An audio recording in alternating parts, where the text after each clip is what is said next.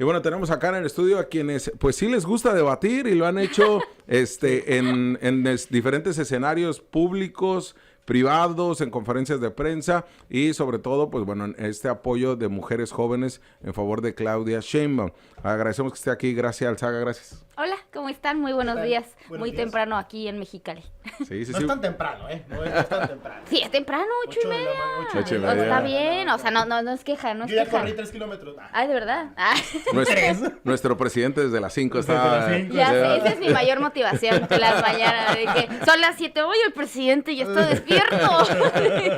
Oye, Gracia, platícanos un poco porque hablábamos de la urgencia de debatir los temas públicos y ahora en este escenario donde los candidatos a la presidencia han hecho estos formatos donde hay voceros, donde hay Sí. liderazgos, donde hay grupos que más que defender a la persona defienden un proyecto. Sí.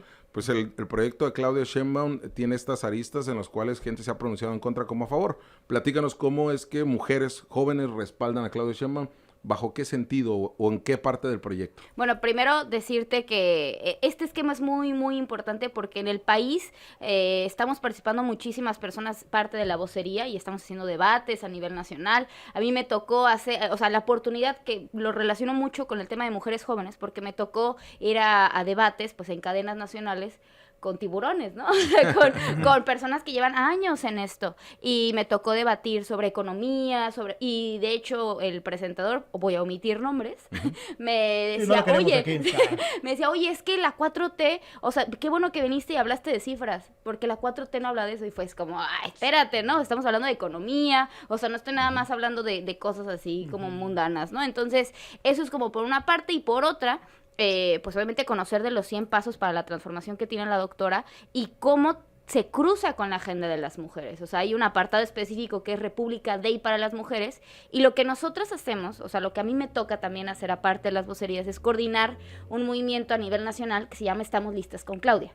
¿Y qué es lo que hacemos? Difundir los logros de la doctora en la Ciudad de México, claro, hablar de los pendientes, eso yo los he estado escuchando y hablan justo de a ver qué es lo que falta, qué es lo que se puede hacer, porque no es nada más todo de color de rosa, ¿no? Y es decir, qué es lo que se hizo, qué es lo que se va a hacer y sobre todo cuáles son los pendientes y qué es lo que quieren las mujeres, porque no es lo mismo lo que quieren las de la Ciudad de México con lo que quieren las de Baja California, con lo que quieren las de Quintana Roo. Entonces es escucharlas, que ellas se involucren en la política y que realmente sepan qué es lo que queremos hacer para que por fin se terminen las violencias contra nosotras, para disminuir las brechas de desigualdad, etcétera, etcétera. Específicamente, ¿cuáles serían los puntos dentro de la agenda transversal que están planteando la propia Claudia Sheinbaum, que tendrían que ser los primeros puntos a focalizar? O no sé si ya hayan recabado, como tú lo comentas, esto de regionalizar un poco los problemas que tenemos y qué es lo que han identificado que se tiene que hacer, porque en Baja California actualmente contamos con una alerta de género, ¿no? Sí. Que curiosamente Jaime Bonilla Valdés la presumió cuando realmente era un tema de, espérate, no, esto es una situación de riesgo, esto es una situación de un problema, ¿no? Sí, pues mira, voy a aterrizar un poco lo que hizo en la Ciudad de México la doctora. Se celebró, o sea, creo que es como en contraparte, ¿no? Porque se celebró la creación de la alerta de violencia de género, porque normalmente es a petición de la Secretaría de Gobernación. Claro. No a petición de un gobernador, ¿no? Y la doctora lo que hizo fue pedirla, porque al momento de pedirla no es decir, ya tenemos una alerta y ya todas corran, ¿no? Sino que realmente se activan ciertas coordinaciones y pasos para disminuir la violencia. En la Ciudad de México se disminuyó los feminicidios en un 45%. Eso no quiere decir que se hayan terminado, pero el disminuirlos después de que se dispararon en todo el país, pues es algo bastante importante, ¿no? Algo que realmente se hizo en la Ciudad de México fue la creación de senderos seguros para que las mujeres caminaran de su casa a la escuela, o sea, a todos lados, sin que se sintieran inseguras, ¿no? Y eso parte, no nada más, bueno, eso cómo disminuye la violencia, pues la percepción de seguridad también, de inseguridad disminuyó. Es decir, las mujeres cuando caminan se sienten más seguras. Eso es como parte de algo que la doctora quiere hacer a nivel nacional. Es decir, las calles iluminadas, con pisos que realmente funcionen, con botones de pánico, no nada más de, el botón rosa, ¿no? Así que, no, o sea, realmente una política pública integral. O sea, otro de los puntos es, por ejemplo, para focalizar los problemas que tienen las mujeres del norte, son los centros de educación inicial, en donde las mujeres jornaleras y de la maquila, sobre todo las de Ciudad Juárez, son las que viven esas violencias, las que no les permiten estudiar porque pues, obviamente tienen que trabajar. Y eso es algo que quiere hacer, o sea, un centro de educación inicial para las mujeres. Algo que sí es como a nivel nacional, que decimos, es una gran oportunidad, es la creación de un sistema nacional de cuidados. Es decir, reconocer, y seguramente lo saben, reconocer a las mujeres como las cuidadoras.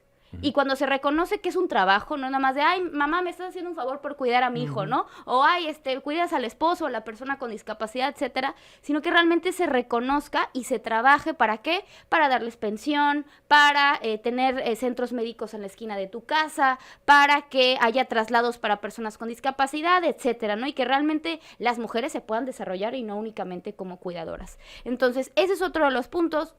Dime, no sé, me puedo ir a la modificación de la Constitución y dicen, bueno, ¿eso qué tiene que ver? Bueno, cuando queremos modificar la Constitución para que realmente haya igualdad sustantiva, todas las políticas públicas no nada más se aterrizan a nivel federal, sino también a nivel local, porque luego hay gobiernos, luego hay municipios que se escudan en, no, es que esto no lo puedo hacer porque la ley no lo dice. No, pues espérate, ¿no? O sea, tienes que realmente meterlo en la ley para que entonces los gobiernos tengan que obligarse a tener una serie de pasos para disminuir las brechas de desigualdad, la desigualdad salarial, o sea, para que realmente se puedan hacer políticas públicas aterrizadas desde los gobiernos locales, porque también pasa eso. Yo sé que ya hablé mucho, pero No, ahí voy. Adelante. Yo sé que ya Aquí hablé quien tiene mucho. que hablar eres tú, realmente, ¿no? No, pero a ver, cuando estamos hablando de que en los gobiernos locales, o sea, es decir, los municipios son los que tienen que revisar, los que ver, que prevenir las violencias. El Estado tiene que accionarse para sancionar las violencias y la Federación lo que tiene que hacer es crear todas las condiciones para que los estados y municipios realmente funcionen. Entonces es como una serie, y lo explico a la gente que nos está viendo, porque a veces no se entiende, ¿no? Bueno, Claudia Sheinbaum, ¿qué va a hacer? Claro, va a hacer muchas cosas, pero dependemos, claro, de que lleguen personas en los congresos locales, en el Congreso Federal, en los municipios, que realmente accionen para que se haya una armonía en leyes, políticas públicas y todo, y realmente se disminuyan las violencias. Hay un tema, bueno, ahorita decías de lo de la Constitución, el viejón panzadura, nosotros decimos acá, el viejón panzadura, que toma Tecate Roja, que dice que la generación de cristal y dice que la Constitución somos los hombres y mujeres iguales, ¿no? Porque la Constitución dice así.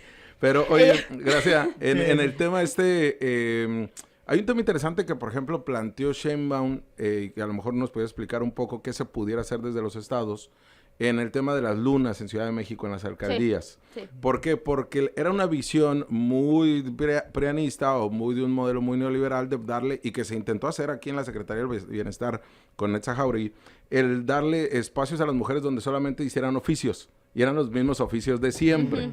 Y porque se decía que eso se lograba empoderar a la mujer, sabiéndole hacer pan o sabiendo cortar el pelo. Clichés, ¿no? Sobre costura. Sí, claro. Y entonces, poner uñas. Y eso se trató de hacer aquí en Baja California, ¿eh? Pero bueno, y lo que se buscó, se hizo en las lunas, cuando la vez que fui a Ciudad de México y que me tocó verlos, eran el tema de empoderarla realmente en tema psicológico y romper los círculos de violencia. Estas lunas sí se podrían replicar a nivel nacional. Claro, totalmente. O sea, las lunas que son espacios de atención a mujeres, no necesariamente víctimas de violencia, pero que requieren algún servicio. O sea, un servicio psicológico, algún servicio de interrupción del embarazo, algún servicio de atención, no sé, por alguna denuncia, etcétera, ¿no? Y las lunas es ese primer contacto que aparte son todas las mujeres todas son mujeres las que trabajan ahí y tienen una atención sí especializada, porque no es lo mismo acercarte, que también pasa eso y es muy común, que te acercas a algún servidor público y luego es no. O sea, parece que no desayunó nunca en su vida y que te trata horrible, ¿no? Valió, ¿no? Exactamente. Y no, realmente lo que hacen las lunas es esa atención, inclusive hasta si tuviste algún problema económico, etcétera, y ahí sí también te capacitan para trabajar, te vinculan si quieres estudiar, en el caso de que tengas hijos, ya tiene Mi Beca para Empezar, que es un programa universal en la Ciudad de México que también se quiere hacer a nivel nacional. Entonces, ese primer contacto es algo que claro que, de hecho, también es parte de un sistema nacional de cuidados, porque es eso, ¿no? O sea, todo lo que se hace a nivel aislado, es decir, pensión para personas adultos mayores, que también, spoiler, es algo que la doctora quiere hacer para las mujeres adultas, es decir, ya hay una pensión universal de 65 años, en lo general hombres y mujeres, pero la doctora lo quiere hacer a nivel mujer de 60 a 64 años. Y esto es sumamente interesante porque también es parte de reconocer a las mujeres que han cuidado. ¿no? Sí. Y que a los 60 años, pues hay mujeres que han cuidado a sus hijos, a sus esposos, ¿no? En todo eso. Es más del 30% de la... No, y aparte genera, en este momento no tengo el dato y ya lo tengo que tener bien presente y siempre digo, ya no tengo el dato, pero genera, creo que un 34% del PIB a nivel nacional. O sea, es una derrama económica impresionante que si se reconoce como un trabajo, de verdad generaría muchísima economía a México. Entonces, eso es, por ejemplo, lo de las lunas. También tener una mujer en las fiscalías, y eso lo cuento rapidísimo a nivel personal, una amiga vivió una violencia y me tocó acompañarla, yo soy abogada, pero me tocó acompañarla a la fiscalía para denunciar esta violencia, y había ahí hay un módulo que dice, ¿cómo era? Fiscalía para las mujeres, no recuerdo cómo se llama, pero el primer contacto no es con el MP, que seguramente para las personas que también nos están escuchando, el primer contacto con el MP es espantoso. Claro, sí, horrible. Revictimizar, Es revictimizante, complicado, ¿por qué sí. no denunciaste todo eso? El primer regaño. Exactamente, el Ajá, primer claro. regaño y culpabilidad, ¿no? Entonces, ella fue el primer contacto. E inmediatamente hubo una atención, o sea, una atención que yo no había visto. O sea, yo soy de Cancún y yo cuando he ido a acompañar a amigas que denuncian, es terrible.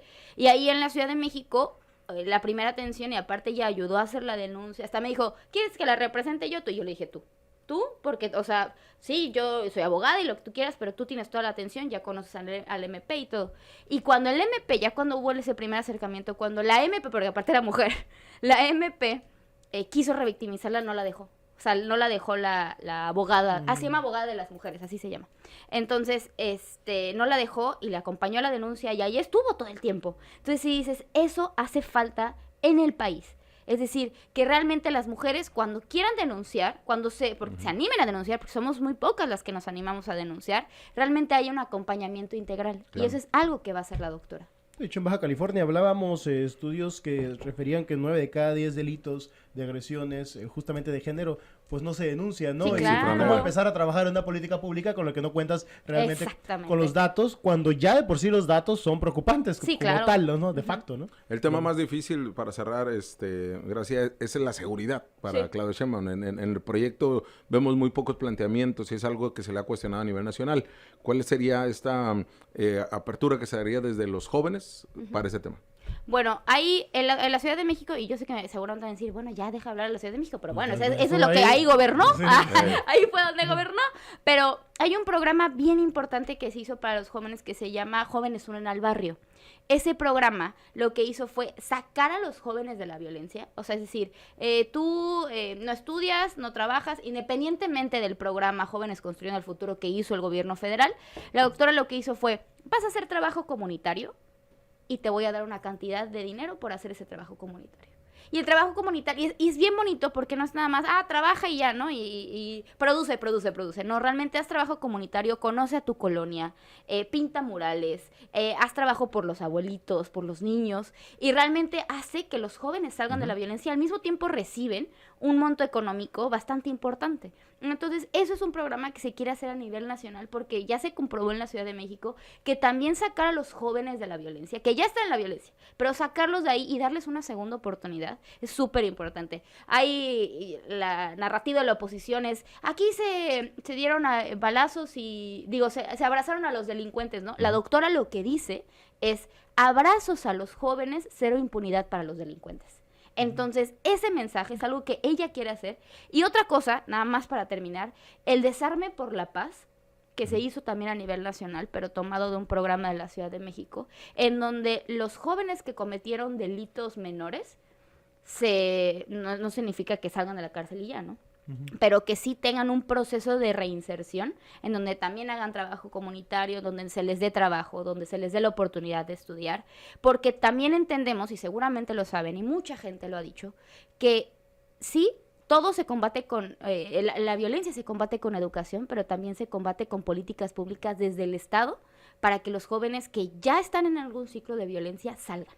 y al mismo tiempo también prevenirla ¿con qué? Con programas sociales, al mismo tiempo prevenirla con policías cercanas, no nada más de tu casa, sino también que sean suficientes policías en todo el país, porque eso es lo que pasó, no había policía, y si había policía estaba coludida, ¿no? Sí. Y en la Ciudad de México también se hizo eso, se creó una policía, una universidad de la policía, se aumentó el salario de los policías, se incrementó los policías. Hay una estadística que dice que, hace cuenta, en Baja California, obviamente depende de la densidad del estado, ¿no? Pero, por ejemplo, en Baja California se necesitan 3 policías por cada 100 habitantes, ¿no? Ejemplo, ¿no? En la ciudad, por ejemplo, en Baja California hay 0.4 policías en la realidad. Bueno, en la Ciudad de México, por cada 100 habitantes, hay 3 policías. Y eso es muchísimo. O sea, digo, no, hay 30 policías por cada 100 habitantes. Me asustaste. Yo sí de repente dije 30. No, 30 policías. No, 30 policías por cada 100 habitantes. Entonces, esto quiere decir que los policías especializados, los policías que realmente tienen atención, los policías que realmente funcionan, tienen que estar en la localidad, tienen que estar en el municipio, en el país, para que realmente deje de haber una descomposición social y realmente sí haya bastantes policías para combatir la violencia. Y eso es algo que se hizo en la Ciudad de México y que se quiere hacer a nivel nacional. Pues muchas gracias, gracias. Y nada más ahí ponemos la rueda de prensa, hoy vas a estar al mediodía, estamos listas con Claudia en Sanborns del Centro Cívico, sí. Al mediodía, rueda de prensa platicando este y otros temas, ¿no? Sí, claro que sí. ¿Por qué eligieron el Sanborns? es lo más, Lo que. No, es cierto, estamos como que lo viejón. Lo viejón. Pero vamos a hacer activación, vamos a hacer una brigada en donde vamos a exponer estos 11 puntos que hace la doctora, asamblea. Van a gentrificar el Sanborns. No, el Sanborns le pertenece a las personas adultas mayores. Ahí quedó. Pero bueno, gracias. Muchas gracias. Son los ecos de la nota capital. Ciudad Capital. Las voces de la ciudad.